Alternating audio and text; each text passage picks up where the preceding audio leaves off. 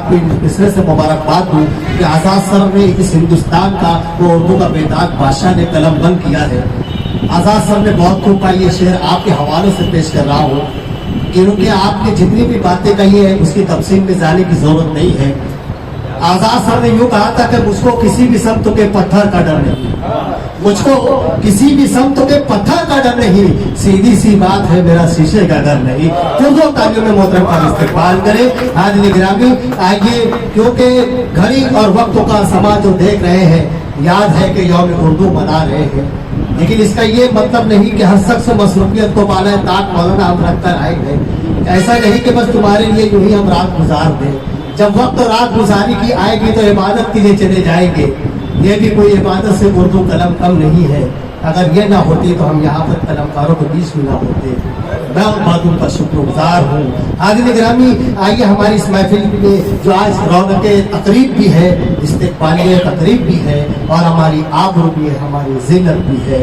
हाज़िर गिरामी सिलसिला यौम उर्दू नासिक विभाग पेंडो वो इलेक्ट्रॉनिक मीडिया प्रकाशन के ज़ेर इंतज़ाम आज की मुनक्किदा जो तकरीब है, यकीनन ऐसा इस वक्त इस छोटे से इस हिस्से में ऐसा लग रहा है कि बंद कमरे में क्या ये उर्दू का चर्चा हो रहा है, बंद कमरे में ये क्या उर्दू का चर्चा हो रहा है, बंद कमरे में क्या उर्दू की पजीराई हो रही है, बंद कमरे में किस उर्दू के ताल्लुक से अपना इज़हार किया जा रहा है।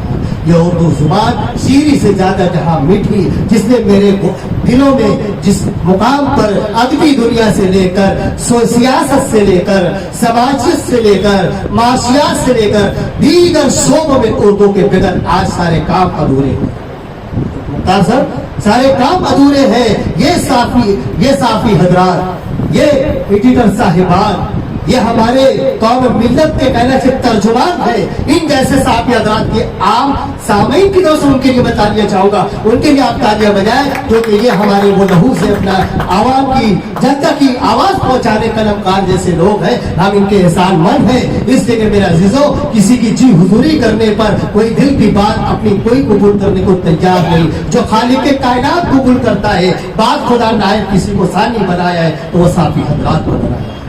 बोलो तालियों में आपको इस्तेमाल करें। आइए इस मुकाम पर मैं दरमियान में अब मैं उन मेहमानों का थोड़ा मुख्तसर सा मैं ऐलान करता चलूं, क्योंकि ये नाइंसाफी होगी मेरे दोस्तों, क्योंकि जिनके तवज्जुह से ये महफिल आपके रूबरू सजाई गई है, आज की सदारत फरमाने काबिल कदर शख्सियत जनाब मुख्तार कुरैशी सर साहब और हमारे मेहमान सरबराह जनाब शमसुज़्ज़ा इसराइल साहब, जनाब एडवोकेट कासिम अंसारी साहब, इसी तरीके से आपके हमारे बीच चीफ गेस्ट की हैसियत से कुरैशी रफीक साहब जो हमारे बीच ना हो आ सके, लेकिन उनके साहबजादे हमारे यहाँ पर अपनी हाजिरी दर्ज कर रहे जनाब कुरैशी जुनैद टाटा साहब आज हमारी महफिल में तशरीफ फरमा है। जनाब शाहिद अहमद रफीक अहमद ऐसा मौला साहब भी यहाँ तशरीफ फरमा है, हम उनका भी खैर मकदम करते हैं। जनाब मुश्ताक साहब, जनाब हाजी सलीम कुरैशी साहब, इसी तरीके से साहब फैसल सरजमीन धुलिया से तशरीफ लाए, हम उनका भी इस्तेकबाल करते हैं। हाज़िर गिरामी जमील शाह यूसुफ साहब हमारे धुलिया से तशरीफ लाए, उनका भी इस्तेकबाल करें। रफीक भंगार वाला साहब शिवसेना के, जनाब सलीम अंसारी, मोहम्मद हुसैन, इन साहिबान का भी हम खास तौर से इस्तेकबाल करते हैं। और याद रहे कि आज की सरपरस्ती जिनके सुपुर्द रही, जिनके तवज्जुह से आज ये प्रोग्राम चल रहा है, जनाब हाजी डॉक्टर आली मंजूक साहब, वो उनकी किसी तबीयत की नासाजार होने की सूरत में बेचारे वो मुकाम अपने घर पर पहुंचे हैं, अल्लाह उनको सेहत अता फरमाए। इसी तरीके हाज़िर गिरामी हमारे मोहतरम जनाब शेख शफीक कुरैशी मेंबर साहब हमारे मोहतरम तशरीफ रखते हैं। ये हमारे इनके चेहरे ऐसे लोगों के साइज जैसे ऐसे उर्दू के दोस्तों हजरात के चेहरे देखकर हमें ऐसी नशिस्तों में याद आता है कि सहाफ़त की दुनिया में उर्दू की चाहने वाली मोहब्बतें, उसी में अगर कोई एक हमारा चराग हमारी महफिल में अगर रोशन है तो मेरी मुराद उस ऐसी शख्सियत की तरफ इशारा हो रहा है। वो जनाब साजिद नंबर 1 साहब भी हमारे तशरीफ फरमा है, इनके लिए भी आप इस्तेकबाल की तालियां आपकी होनी चाहिए, क्योंकि आपकी गिरामी बहुत ज्यादा अब न कुछ कहने की कोशिश करो, क्योंकि मेरी कोशिश ये है कि जितनी जल्द हो सके आप उस मुकाम तक पहुंच जाए। अब आइए मैं उस शख्स को आपके रूबरू पेश करवाना चाहूंगा जो बुजुर्ग भी है, मोहतरम भी है, मुकर्रम भी है, सहाफत की दुनिया में आप सीनियर भी है। आपका कलम, आपका हाथ हमारी क्या मिसाल पकड़ने की, आपसे तो अहले कलम लोग सीखा करते हैं। मेरी मुराद शमसुज़्ज़ा इसराइल की है। खुद तालियों आप उनके इस्तेमाल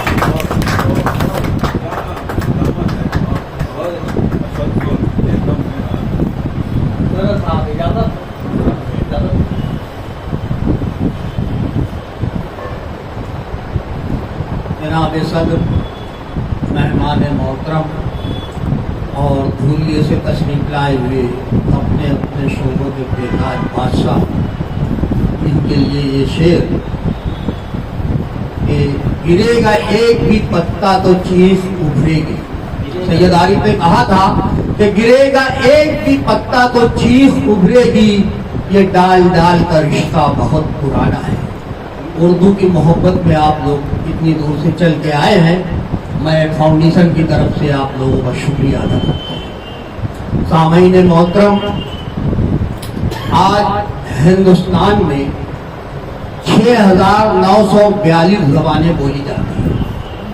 सदर साहब, 6,900 UNI की रिपोर्ट है, PTI की रिपोर्ट है, गवा अंसारी 6,942 ज़बानें बोली जाती है, जिसमें उर्दू भी शामिल है। वो तो हमारी सरकार का भला हो जिसने नोट के अंदर भी 12-14 ज़ुबानों के साथ उर्दू को भी शामिल किया है। 14 ज़ुबानों के साथ ये बहुत बड़ी बात है कि उर्दू हर उस शख्स के जेब में है जो उर्दू बोलता भी नहीं है। भाई दोस्तों, उर्दू का जो इर्तिकाई सफर रहा, एक जमाना था जब मुगल शहंशाह बाबर हिंदुस्तान में वारी थे। उसकी फौज में जो जुबान बोली जाती थी वो लश्करी जुबान कहा जाता था, जिसमें फारसी, अरबी, हिंदुस्तान की देवनागरी जुबानें शामिल थी। इसी के लिए उसको लश्करी जुबान थी। लेकिन उर्दू का आगाज जो है लाल किले के दीवाने खास से दीवाने आम में आई और फिर दिल्ली के चौक चौराहों और गलियों और घरों में बोली जाने लगी। ये उर्दू की इब्तिदा थी, ये उर्दू जुबान की इब्तिदा थी। लेकिन 21वीं सदी के आगाज में उर्दू जुबान पूरी दुनिया में बोली, सुनी और कही जा रही है। यूरोप कंट्रियों में बड़ी बड़ी यूनिवर्सिटियों में उर्दू जुबान को नसाब में शामिल किया गया है। सर आप तो ये उर्दू के लिए बहुत बड़े एहसास की बात है कि उर्दू हर जगह मौजूद है। आज उर्दू आलम की जुबान है, आलमी जुबान बोली जाती है और इसको तरक्की, फरोग और अशात के लिए उर्दू के मुशायरे हैं जो आलमी सतह पर मुनक्किद हुआ करते हैं। ये उर्दू जुबान की तरक्की और उसकी मकबूलियत का राज है। आज हम लोग यौम उर्दू मना रहे हैं, ये उर्दू जुबान का दिन।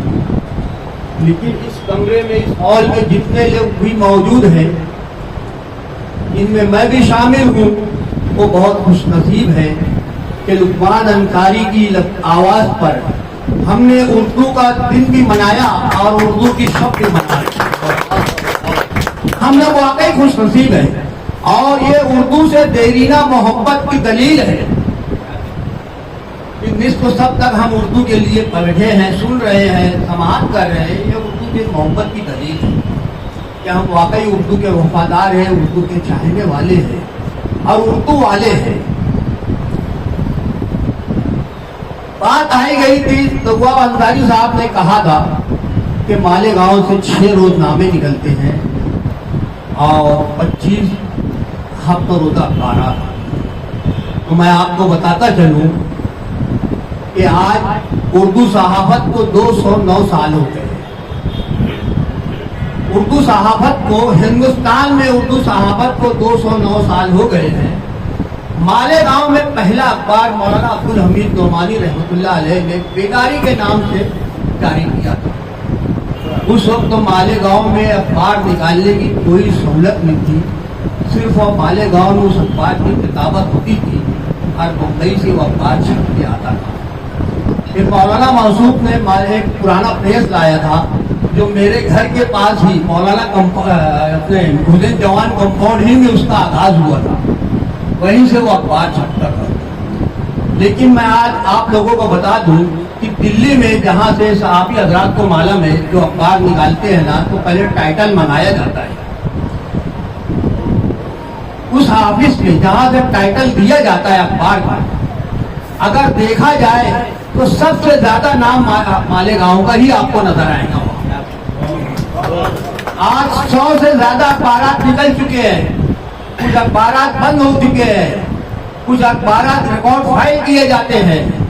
یہ چند اخبارات ہیں جو آپ کی نظروں سے آپ کے ہاتھوں تک آتے ہیں۔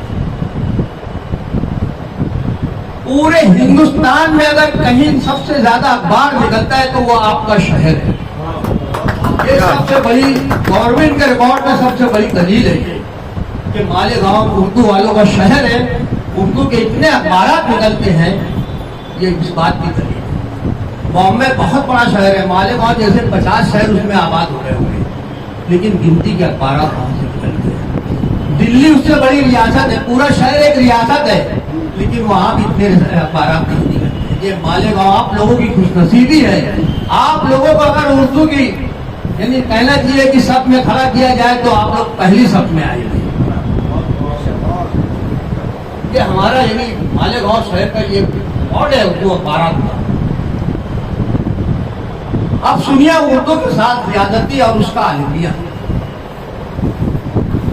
20-22 سال پہلے ہماری گورنمنٹ نے، جو بھی کانگریس گورنمنٹ تھی، جشن غالب منائی۔ صاحب لدھیانوی صاحب اس وقت تو حیات تھے۔ جشن غالب کے موقع پر صاحب لدھیانوی صاحب، ہر شاعر اپنے اپنے کا مشاعرہ رکھا تھا۔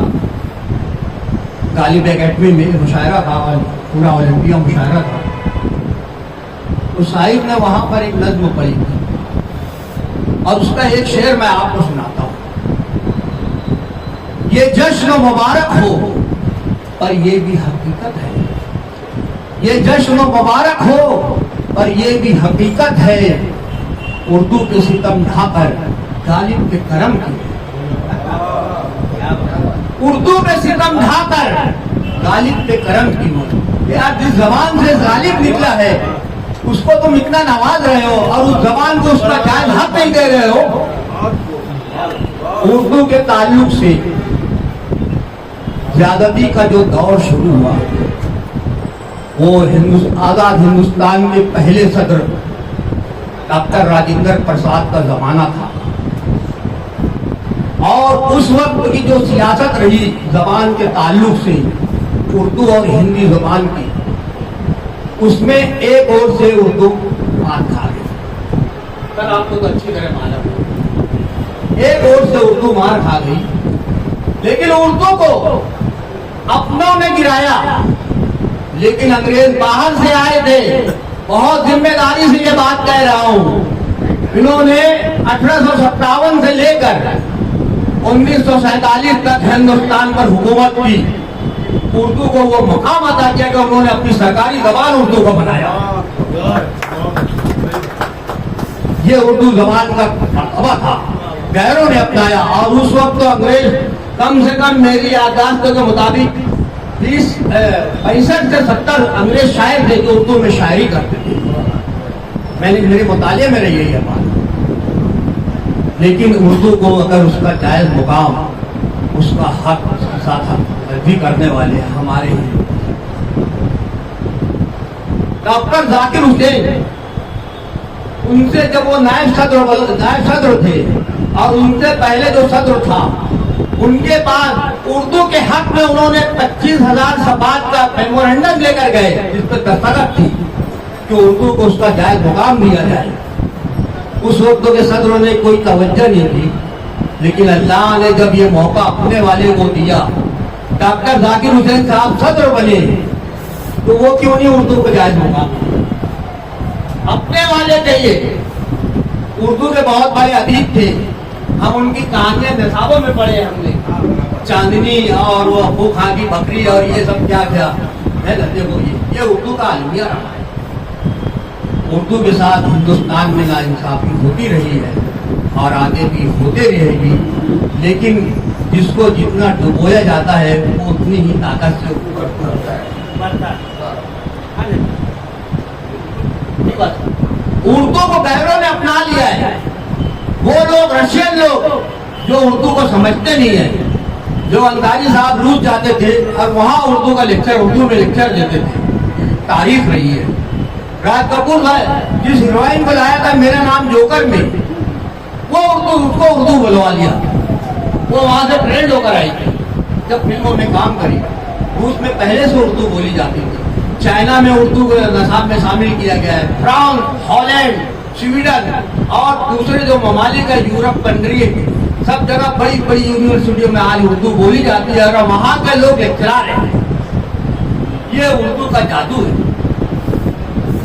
یہ اردو کا جادو ہے۔ آپ نے یوں ہی نہیں کہا تھا اردو ہے جس کا نام سبھی جانتے ہیں داغ، اردو ہے جس کا نام سبھی جانتے ہیں داغ، سارے جہاں میں دھوم ہماری زبان ہے۔